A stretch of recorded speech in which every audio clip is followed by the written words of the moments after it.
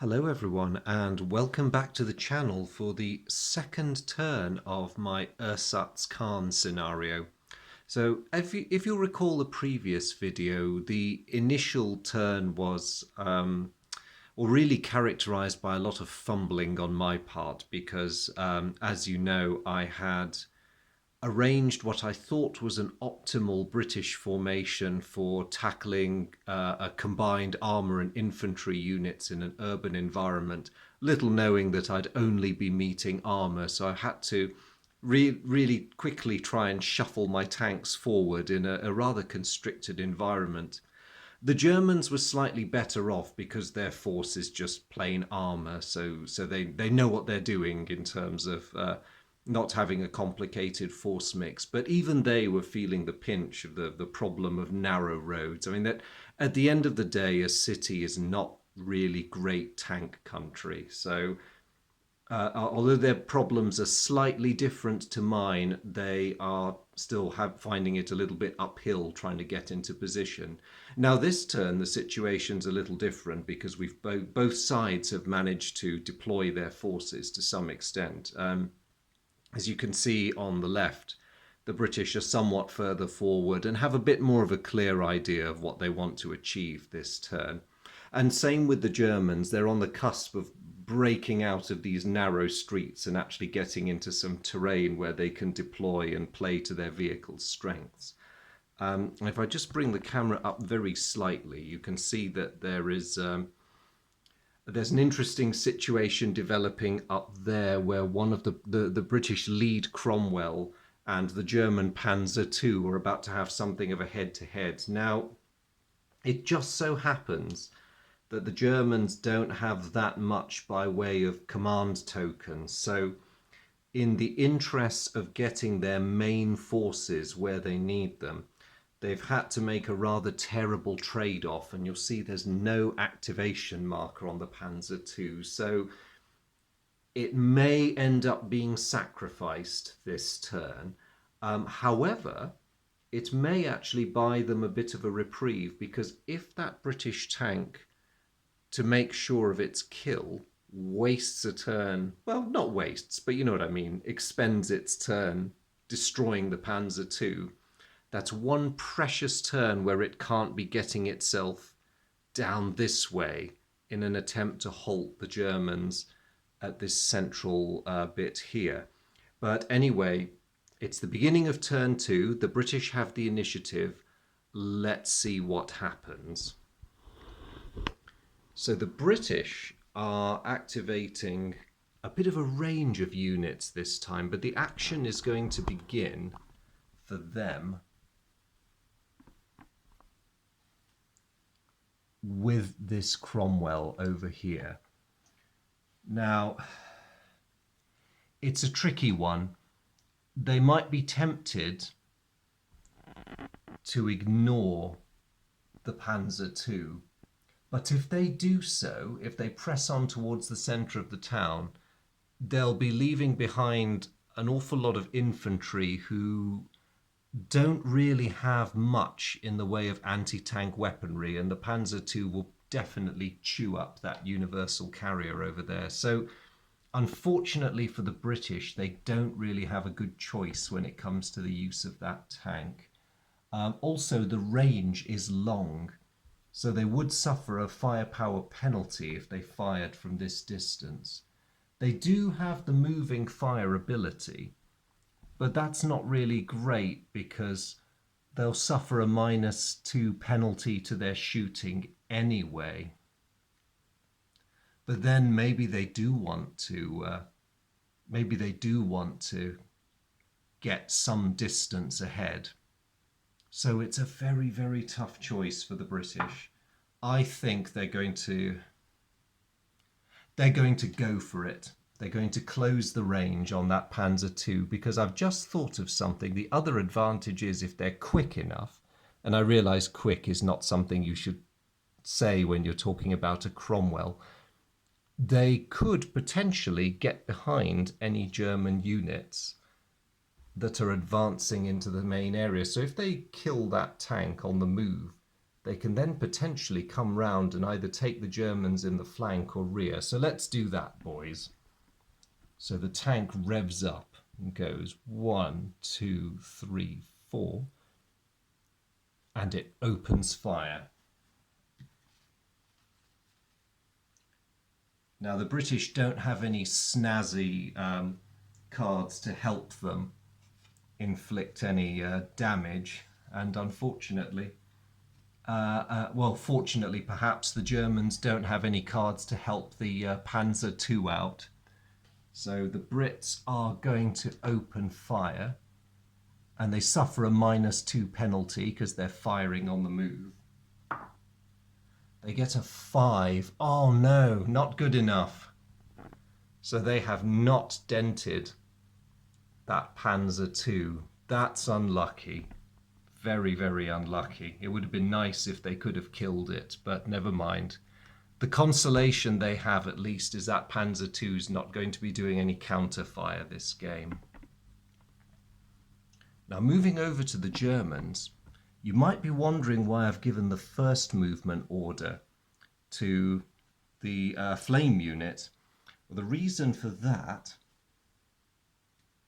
is that I wanted to get it out of the way. I wanted it to do two things. It needs to start threatening the British infantry, and incidentally, if possible, distracting the British armour a bit. But it also needs to start knocking holes in the infantry that are hiding up there. Now, it's going to have to play tag with some of the British tanks and rely on its superior speed. But the Germans are now fully aware that that tank has had its turn. So, given that the British have another armoured vehicle about to take that corner, it probably makes sense for that thing to clear the way and head up that way. So that is what it is going to do. So 1, 2, 3, 4, 5, 6. Now it can do this with let me just follow its progress. Now it can do this with relative impunity because that tank won't be touching it this turn. And plus it gives the British a bit of a dilemma about what exactly they should be shooting at. It also makes me rather glad that I did not fill that building with defenders a turn earlier, but we are going to have to deal with that monster. So back to the Brits. Now, just to be on the safe side, I decided I would activate the Staghound before I activated the adjacent Cromwell, and I'm glad I did now.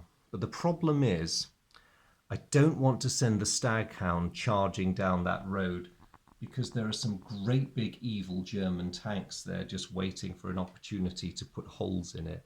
So what I might do is try taking a leaf out of the Germans' book and sending it up the uncongested flank. So 1, 2, 3, 4, 5.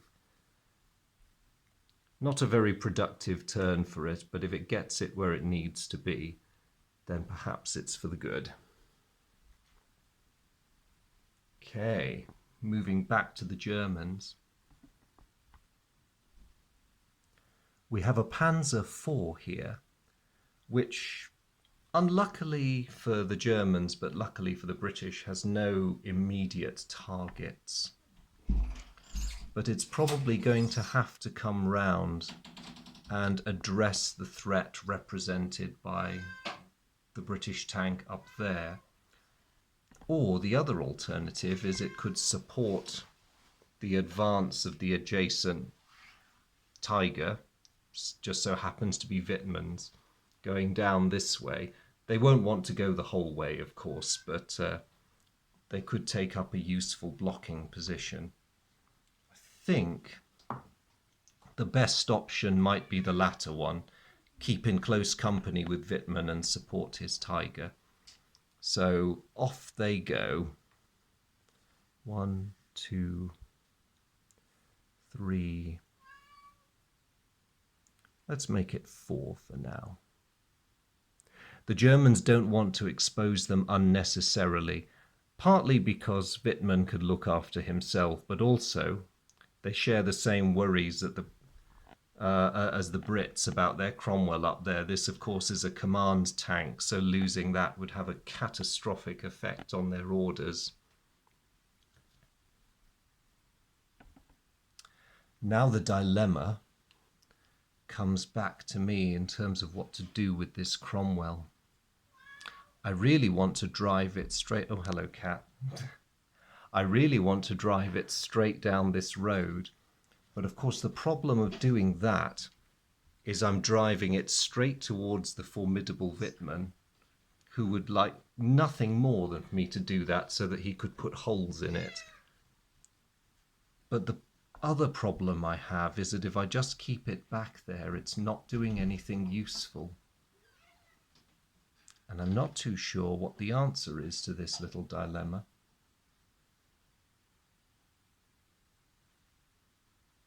I could perhaps hang back in the hope that he does nothing, or I could take a chance on moving fire, but there's no way I'm penetrating his frontal armour. You see, the moving fire penalty of -2 would mean that at best I would be rolling an 8. And there is no way that's getting through that. It is a problem.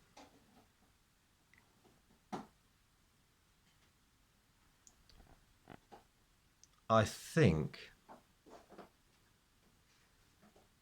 given that I can't get to any sort of sensible cover with a move rating of 4, I am going to be sensible about this one and maybe just hold back for now. So it's a bit of a wasted activation, but I'm just going to have that tank hold position back there.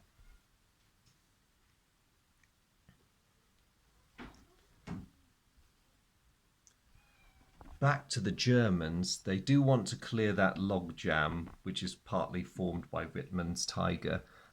He's blocking everyone behind him, so he's going to get moving. Now they have a choice with Wittmann. They can either keep him in the centre to keep an eye on that Cromwell there, or he can try and move down to support the effort to dominate the square. Now, given that that British tank, as they've seen, is already being very passive, Wittmann is going to peel off to the left.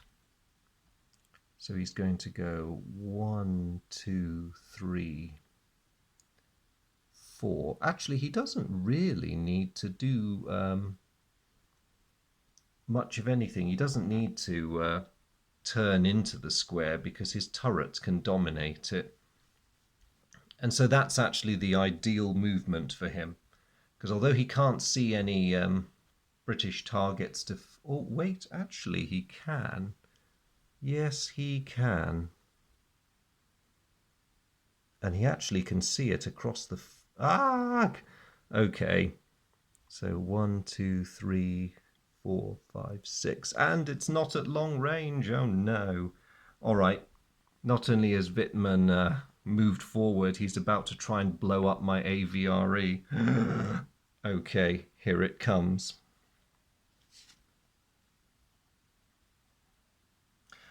There's something I forgot to do.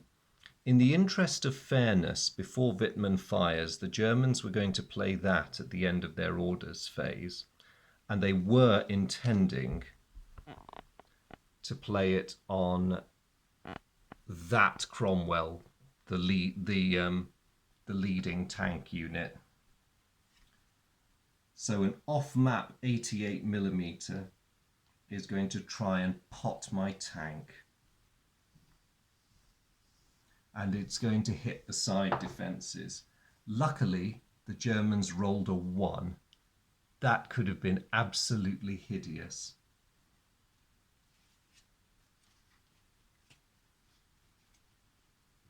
Okay, but now that I've made good on my little error earlier, Wittmann is going to demonstrate to everyone why he's an ace tanky.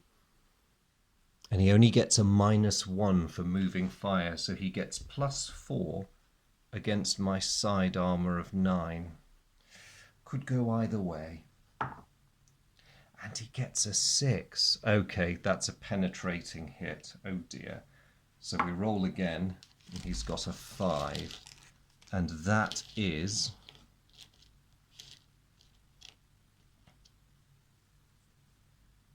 ouch. So he has basically turned the AVRE into a glorified heavy machine gun platform. That is not good. I mean, I suppose I should thank my lucky stars that he didn't destroy it outright. Man must be slipping. But it's still not brilliant. And because he has... oh yes, he did his independent movement. Okay, so it's back to me following the orders sequence. Right, what is my Mark 7 going to do?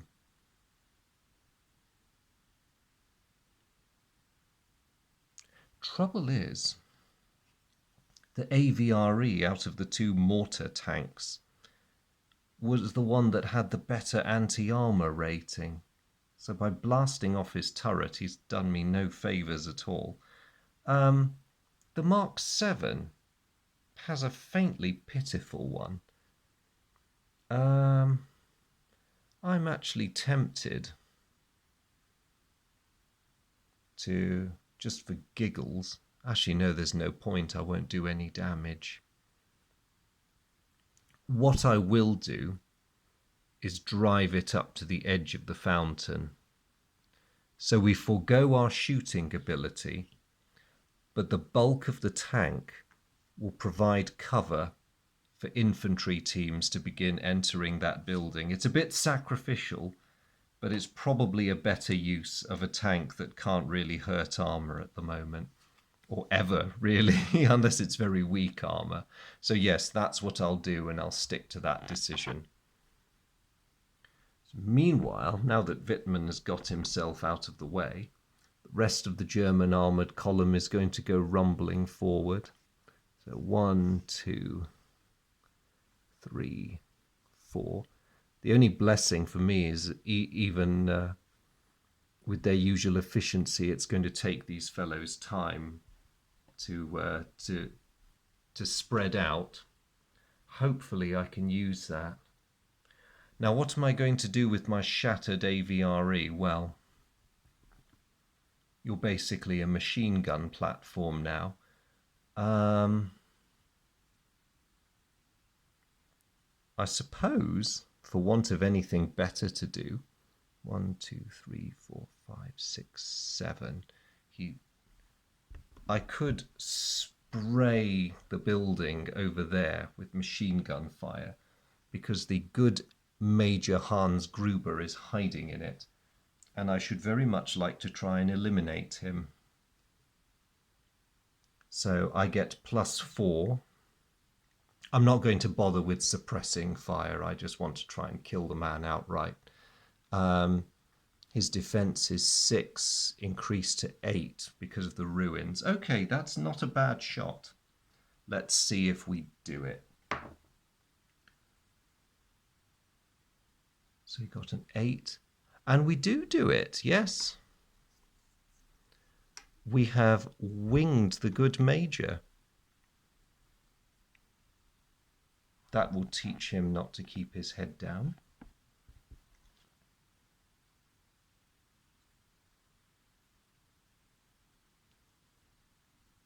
Okay, back to the Germans now.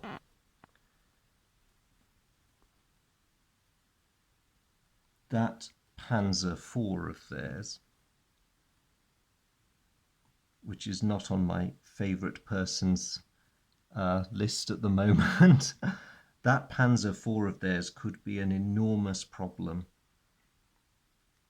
because not only does it have armour-piercing shells, The Germans also have a weak point card that they've been saving up for just this situation. So that tank is going to try and make sure of my... Ooh, which one will it like to go for? My AVRE is pretty much helpless, and it can see both tanks.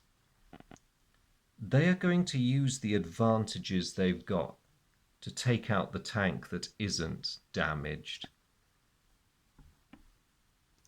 So their armor penetration is 4. Oh, wait, before I gleefully fire. What about the other Tiger? Now here's a bit of a dilemma for the Germans, because it would be great to have that Panzer IV open fire and potentially blow up another British tank. But then that means that poor Tiger will be languishing back there another turn, or it's going to have to take the long way round. Whereas if the Panzer IV just scuttles out of the way, foregoing its firing ability for this turn, then that terrifying behemoth behind it can start rolling up to add its considerable strength to the party. Both options have merit. Well, on balance, the Germans really want to make sure they've got that objective covered so that the Brits can't get anywhere near it. It's a pity, because that's a beautiful shot, but I think the Panzer would be better off moving out of the way this turn. So 1, 2, 3, and then 4, just to make sure its frontal armor is facing its nemesis. They're also nice and close to the objective now. Now, it is a pity about them not having moving fire ability on their primary weapon, but that's just the way it is sometimes. The Brits breathe a bit of a sigh of relief, but it's probably going to be a short-lived one. Now, annoyingly, my bazooka team can see that Panzer, but it's out of range. So what I'm going to do, because it's their turn next, so I'm going to hop them out of this building. 1, 2, 3, and they're going to enter that one. So what I want to do is get them to a position where their bazookas can start making it a bit dicey for Germans to approach this building. Now, I'm sure the Germans have plainly seen them dashing across that open space. So they're going to be bringing fire down on that building in fairly short order. That said, that could work to the British advantage, because while the British have issues of the awkward question of who do you target, so do the Germans. Do they concentrate on knocking out the British tanks, which are within sight, or do they concentrate on bringing the building down around the ears of the bazooka team? Tough choice. So anyway, it's not one they'll have to make this turn, and they can, much to their satisfaction, bring this unnecessarily huge monster of a tank forward. And thankfully for the British, because that's a regular Tiger and not an ace, it doesn't have moving fire, thank goodness. So all it's done is rumble into position and scare us witless by its mere presence. So that is it for all the German units that have activation markers, and likewise the British. Lord Lovat is still a going concern, but I don't see any advantage in moving him, so he can stay where he is for now, which means that we just come to the end of the orders phase.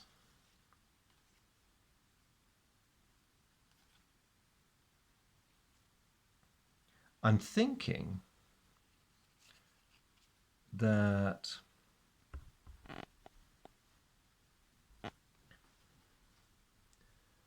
with that oncoming flame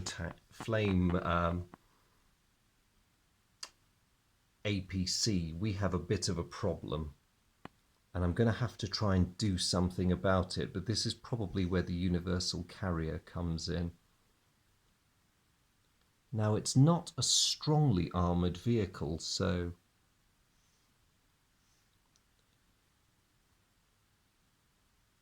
maybe we have a chance of doing something about it. I'm going to leave that there as a bit of a deterrent. But in the meantime, I wonder if it's worth crowding some of my fellows into a defensive position, or maybe holding them back, because I don't really want to offer them to its guns, or its flamers, I should say. But that's really not much help either. I wonder, can things be of use elsewhere?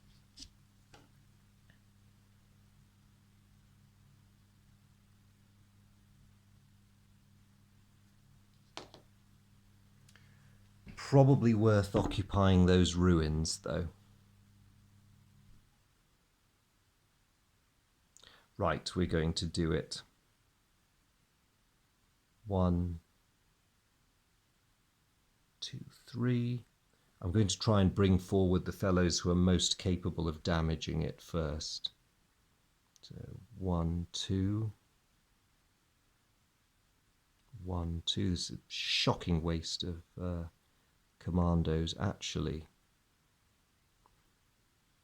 Oh wait, you're the mortar team. No, I might actually. Can you fight on the run? I do believe you can, actually. Yes, you can stay as you are. This mortar team will deploy. So we might as well do them some damage if we possibly can.